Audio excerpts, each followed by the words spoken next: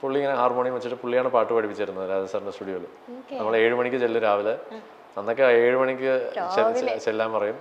Recording 8 മണിക്കൊക്കെ ആയിരിക്കും ചിലപ്പോൾ. പക്ഷേ 7 മണിക്ക് ചെല്ലാൻ പറയും. 1 മണിക്കൂർ പാട്ട് പറഞ്ഞു തരും, ലിറിക്സ് എഴുതി പാട്ട് പറഞ്ഞു തന്ന് ട്യൂൺ ഇങ്ങനെ പല്ലവി ചരണം സെക്കൻഡ് ചരണം ഒക്കെ പഠിച്ച് എന്നിട്ട് പാടി കേൾപ്പിക്കും.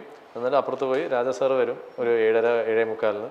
എന്നിട്ട് രാജ സാർ ഇങ്ങനെ പാടുന്ന കേൾക്കും. അവിടെ വെച്ചിട്ട് എന്തെങ്കിലുമൊക്കെ കറക്ഷൻ പറയും. എന്നിട്ട് ബൂത്തിൽ പോയിട്ട് നമ്മൾ പാടാൻ തുടങ്ങും 8 മണിക്ക്. ഒരു ചിലപ്പോൾ 1 മണിക്കൂർ 2 മണിക്കൂർ depending on the songs difficulty. അപ്പം അതും ഒരു ഭയങ്കര എക്സ്പീരിയൻസ് ആയിരുന്നു. അവർ പറയും അത് പറഞ്ഞ് ലൈക്ക് ആ പാട്ട് ഇന്ന രീതിയിൽ പഠിച്ചെടുക്കുന്നതും ഇനോ.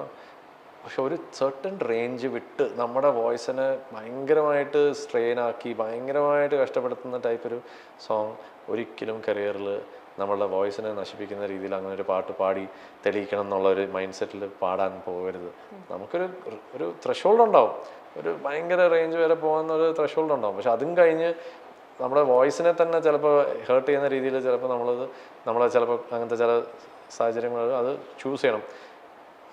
എത്ര വലിയ ഓപ്പർച്യൂണിറ്റി ആണെങ്കിലും എക്സാക്ട്ലി. ഈ പാട്ട് അപ്പയുടെ ഹരിവരാസനം കേൾക്കുമ്പോൾ കരയാത്തതായിട്ട് മേ ബി ആരും ഉണ്ടാവില്ല. എൻ്റെ അമ്മയൊക്കെ എപ്പോൾ കേട്ടാലും ഇരുന്ന് കരയും. സ്റ്റിൽ ഇപ്പോൾ വെറുതെ വെച്ച് കൊടുത്താലും എൻ്റെ അമ്മയുടെ ഒക്കെ കണ്ണ് നിറയും. ആ ഒരു സോങ്ങിനെ പറ്റി ചേട്ടൻ എന്താ പറയാനുള്ളത്?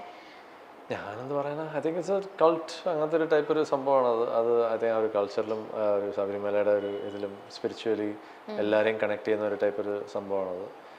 അത് ഞാനെന്ത് പറയാനാ, I think it's just once in a while അങ്ങനത്തെ ചില സോങ്സ് ഒക്കെ. അതൊരു വെറുതെ ഒരു സോങ്ങും അല്ല അത്. ഐ മീൻസ് ലൈക്ക് പ്രോപ്പർ ആ ഡിവിനിറ്റി ആയിട്ട് കണക്ട് ചെയ്യുന്ന ചില ഒരു എനർജി ആയിട്ട് കണക്ട് ചെയ്യുന്ന ഒരു സംഭവമാണ്.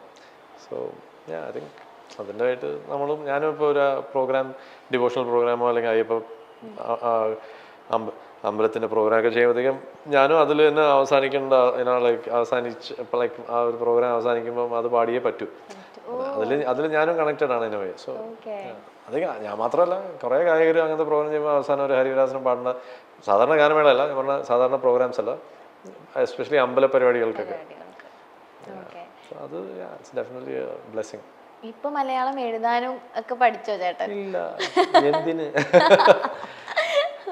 അത് ഞാൻ പറഞ്ഞ ഒരു വേറൊരു ഇന്റർവ്യൂവിൽ എൻ്റെ അടുത്ത് പറഞ്ഞു, അന്ന് തൊട്ട് ആ ഒരു ബ്രേക്ക് വരുന്ന സമയം തൊട്ടുള്ള വിജയ് ചേട്ടനും വിജയ് യേശുദാസും അത് കഴിഞ്ഞിട്ടുള്ള വിജയ് യേശുദാസും തമ്മിൽ എന്തായിരുന്നു വ്യത്യാസം എന്ന് ചോദിച്ചു. ഞാൻ പറഞ്ഞു അന്നത്തെ വിജയ് യേശുദാസും ഇന്നത്തെ വിജയ് യേശുദാസും ഏകദേശം ലൈക്ക് ഓൾമോസ്റ്റ് 80 to 90% സെയിം തന്നെയാണ്. ഓൺലി തിങ് നമ്മൾ ഓവർ ദ ഇയേഴ്സ് നമ്മൾ എക്സ്പീരിയൻസ് ചെയ്യുന്ന കാര്യങ്ങളും നമ്മൾ ഓരോരോ വർക്ക് ചെയ്യുന്നതിൽ നമ്മളുടെ സ്കിൽ ബെറ്റർ ആയിക്കൊണ്ടിരിക്കും, കുറച്ചുകൂടി പോളിഷ്ഡ് ആയിക്കൊണ്ടിരിക്കും, കുറച്ചുകൂടി എക്സ്പീരിയൻസസ് അതിനെ സപ്പോർട്ട് ചെയ്ത് ഇമോഷൻസ് എല്ലാം ഉണ്ടാവും അതിൽ. So it just gets A different colour. അത്രേ ഉള്ളൂ. അല്ലാണ്ട് ഇറ്റ്സ് നോട്ട് ലൈക്ക് നമ്മളായിട്ട് ഒരു പേഴ്സണായിട്ട് നമ്മൾ ഒരിക്കലും വി ഡോണ്ട് റിയലി ചേഞ്ച് അങ്ങനെ. I think it's just the emotions, നമ്മുടെ എക്സ്പീരിയൻസസ് എല്ലാം കൊണ്ട് ജോയിൻ ആയി വരുമ്പോഴത്തേക്ക് we kind of become like a more different like evolved person എന്ന് അങ്ങനെ വേണമെങ്കിൽ പറയാം. അത്രേ ഉള്ളൂ. ലൈക്ക് ഐ തിങ്ക് അതർവൈസ് അന്ന് പാടിയതായാലും ഇന്ന് പാടിയതായാലും I have just given the same dedication. അപ്പോൾ അതുകൊണ്ടാണ് ഞാൻ പറഞ്ഞത് എന്തിനാ മലയാളം പഠിക്കുന്നത്. അന്നും ഞാൻ മംഗ്ലീഷിൽ ലൈക്ക് ടൈപ്പ് ചെയ്യും, എഴുതും. ഇന്നും ടൈപ്പ് ചെയ്യുന്നതും മംഗ്ലീഷിൽ തന്നെയാണ്. അതൊരു സ്പീഡിന് വേണ്ടിയാണ്. ഇപ്പം മലയാളം വായിക്കാനൊക്കെ പറ്റും, അങ്ങനെ പറഞ്ഞതേ ഉള്ളൂ. പക്ഷെ എഴുതാനും ഇതൊക്കെ എഴുതി പിന്നെ അതിനുള്ള ടൈമില്ല. ഇപ്പം എല്ലാ ഐപാഡിൽ ടൈപ്പ് ചെയ്യുന്നുണ്ട് മംഗ്ലീഷിലാണ് എല്ലാം വേഗം. തമിഴിലായാലും തംഗ്ലീഷ്, ഹിന്ദിയിലായാലും ഇംഗ്ലീഷ്, അതെ. കൺവീനിയൻസിലാണ്. നമ്മൾ റെക്കോർഡിങ്ങിന് പോകുന്നു, അവിടെ ഇരിക്കുന്ന ആള് പിന്നെ വായിക്കാനൊക്കെ പറ്റും ഇപ്പോൾ, പക്ഷെ ആവശ്യത്തിന് മാത്രം. വിജയ് യേശുദാസ് എന്ന സിംഗർ അല്ലെങ്കിൽ എന്തെങ്കിലുമൊക്കെ ബ്രിങ് അപ്പ് ചെയ്യാനായിട്ടുള്ള പ്ലാൻ ഉണ്ടോ? എന്തുകൊണ്ടാ ചേട്ടാ ഒരു യൂട്യൂബ് ചാനലൊക്കെ ആ ഒരു സൈഡിലേക്ക്? യൂട്യൂബ് ചാനൽ ഉണ്ടല്ലോ, പക്ഷെ അത് ഈ പറഞ്ഞ പോലെ അതിനുള്ള ആ ഒരു കണ്ടന്റ് ഉണ്ടാക്കുക, അതിനുള്ള ഇതൊക്കെ എവിടെയോ അതൊരു ബ്രേക്കായി ഇങ്ങനെ കിടക്കുക. ബ്രേക്കിന്റെ അല്ല, ഈ പറഞ്ഞ പോലെ ഞാനിപ്പോൾ ഒരു സോങ്ങിലേക്ക് വർക്ക് ചെയ്ത് ഞാൻ അതിൻ്റെ ഒരു പ്രോഡക്റ്റ്, അതിൻ്റെ ഒരു ഇത്, അതിനുവേണ്ടിയാണ് ഈ ലുക്ക്, അത് ആ വീഡിയോ ഷൂട്ട് ചെയ്യാൻ വേണ്ടിയാണ് ലുക്ക്. അപ്പോൾ അത് കറക്റ്റായിട്ട് ഞാൻ വിചാരിക്കുന്ന രീതിയിൽ പെർഫെക്റ്റ്. ഞാൻ കുറച്ചൊരു പെർഫെക്ഷനിസ്റ്റാണ്.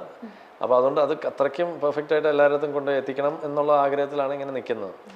അത് എപ്പോൾ തുടങ്ങിയെന്ന് അറിയാം, 3 വർഷമായി. ആ ഒരു പാട്ട് ആ പാട്ട് 2020 ഡിസംബറിൽ എനിക്ക് കോവിഡ് അടിച്ചിട്ട് ഞാൻ ഹോസ്പിറ്റലിൽ കിടക്കായിരുന്നു 10 ദിവസം. ആ സമയത്ത് കുറേ പാട്ടുകൾ ഞാൻ ഒരു 5-6 വർഷത്തിലൊക്കെ ചെയ്തിട്ടുള്ള ചുമ്മാ ലാപ്ടോപ്പിലൊക്കെ ചെയ്ത് വെച്ചിരുന്ന പാട്ടുകൾ ഇങ്ങനെ എടുത്തെടുത്ത് നോക്കി ഏതെങ്കിലും ഒന്ന് ഇപ്പോഴത്തേക്കൊന്ന് റിഫ്രഷ് ആക്കി എടുക്കാൻ പറ്റുന്നു. അങ്ങനെ ഒരു ഫോൾഡറിലേക്ക് കുറേ പാട്ടുകൾ ഇങ്ങനെ മാറ്റിയിട്ടു. ഒരു 10 പാട്ടുകൾ അതിലൊരു 3-4 പാട്ടുകൾ ഇങ്ങനെ മാറ്റിയിട്ടു. അങ്ങനെ ഒരു സോങ് ഇങ്ങനെ വർക്ക് ചെയ്ത് ഒരു വേറൊരു ഒരു സർട്ടൻ ഒരു ലെവലിൽ കൊണ്ടുപോയി എത്തിച്ചിട്ടുണ്ട്. അതിനുള്ള വീഡിയോ, അതിൻ്റെ ഇതും പ്രീ പ്രൊഡക്ഷനൊക്കെ നടന്നുകൊണ്ടിരിക്കുകയാണ്. പ്രീ പ്രൊഡക്ഷൻ ഒരു ഫോർമലായിട്ടൊരു രീതിയിൽ പറഞ്ഞതേ ഉള്ളൂ. ഞാൻ തന്നെയാണ് എല്ലാം, ഈ തലയിലാണ് എല്ലാം ഉള്ളത് ഇപ്പോഴത്തേക്ക്. കുറേ മീറ്റിങ്സും കുറേ പ്ലാനിങ്ങും, കൊറിയോഗ്രാഫർ, ക്യാമറ, പിന്നെ 3D ഗ്രാഫിക്സ്, അങ്ങനത്തെ എല്ലാം കൊണ്ടുള്ള ആവശ്യമുള്ളൊരു വീഡിയോ ആണ്.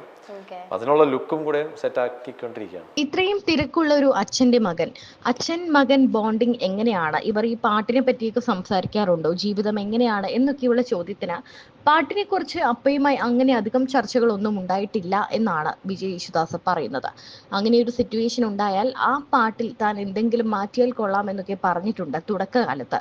അധികം നീ അവിടെ ശ്രദ്ധിക്കണം എന്നൊക്കെ പറയുമായിരുന്നു. പിന്നെ പുള്ളിക്കും സമയമില്ല, ഞാനും തിരക്കിലായി, എല്ലാം വീട്ടിൽ കൊണ്ടുവന്ന് കേൾപ്പിക്കുന്ന ശീലം നിർത്തി.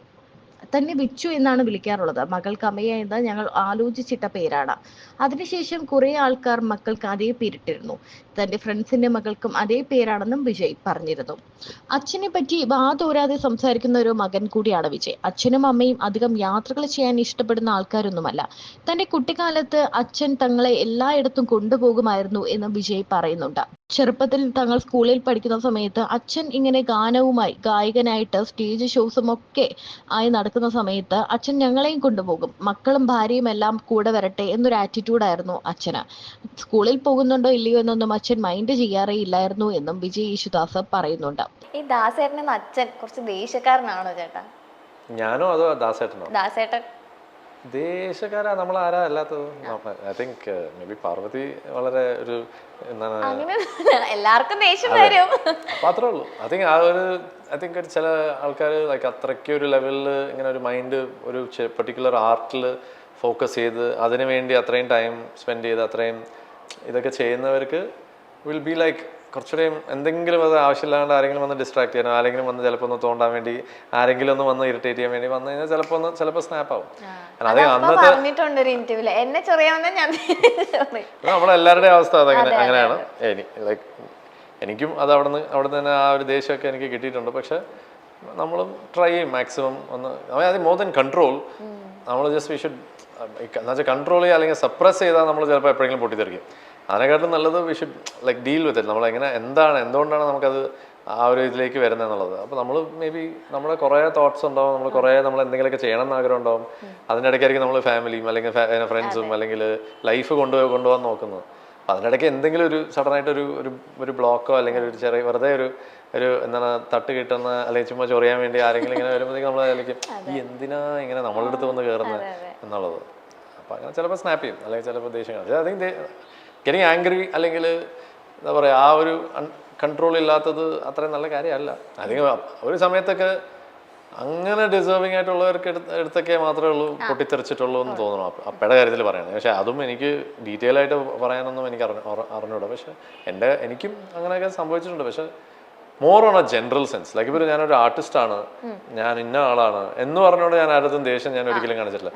പക്ഷെ ജനറലി ഞാനിപ്പോൾ നമ്മളൊരു പബ്ലിക് നമ്മൾ വണ്ടി ഓടിച്ച് പോകുന്നു, ഒരു ബൈക്ക് ഇങ്ങനെ ചാടുന്നു, അല്ലെങ്കിൽ നമ്മൾ ഇങ്ങനത്തെ ജനറൽ ആയിട്ടുള്ള സാധാരണ മനുഷ്യർക്കും തോന്നുന്ന ചില കാര്യങ്ങളുണ്ടല്ലോ. ഈ ആൾ എന്തിനാ ബൈക്ക് എടുത്ത് ഇങ്ങനെ വരുന്നത് അല്ലെങ്കിൽ ഇങ്ങനെ പോണ അല്ലെങ്കിൽ അങ്ങനത്തെ കാര്യങ്ങൾ അങ്ങനെയൊക്കെ ദേഷ്യം കാണിക്കും അല്ലെങ്കിൽ നമുക്ക് ഫ്രസ്ട്രേഷൻ തോന്നും. എന്നല്ലാണ്ട് ഞാൻ ഇന്ന ആളാണ് അതുകൊണ്ട് എനിക്ക് എന്നെ ഇങ്ങനെ ഇത് ചെയ്ത് കണ്ടാലേ അതിനു വേണ്ടിയൊന്നും ഞാൻ ഒരിക്കലും ദേഷ്യം കാണിക്കാൻ പോയിട്ടില്ല. ദാസേട്ടനെ അച്ഛനിലെ ഏറ്റവും ബെസ്റ്റ് ക്വാളിറ്റി എന്താണ് ചേട്ടനെ തോന്നിയിട്ടുള്ളത്? ഫാമിലി ലൈക്ക് എന്താ പറയുക, സംഗീതം കഴിഞ്ഞിട്ടേ ഉള്ളൂ എങ്കിലും ഫാമിലി നമ്പർ 1 ആണ് പുള്ളിക്ക്. അപ്പോൾ ഞങ്ങൾ പണ്ട് സ്കൂളിലൊക്കെ പഠിക്കുമ്പോഴേക്കും ഞങ്ങൾ സ്കൂളോ ഇതൊന്നും നോക്കാണ്ട് ഞങ്ങൾ പ്രോഗ്രാംസിന് പോകുമ്പം പുള്ളിയുടെ ആവശ്യം എന്ന് പറഞ്ഞാൽ പുള്ളിയുടെ ആ ജോലി അതാണ് പുള്ളിയുടെ ലൈഫ്. നമ്മളെ കൊണ്ട് ലൈക്ക് ഐ തിങ്ക് അതൊരു ലൈക്ക് ഒരു ഫാമിലി കൊണ്ടുപോകാൻ പുള്ളിയുടെ ലൈഫ് എന്ന് പറയുന്നത് അതാണ്, ആ സംഗീതം എന്നുള്ളതാണ്.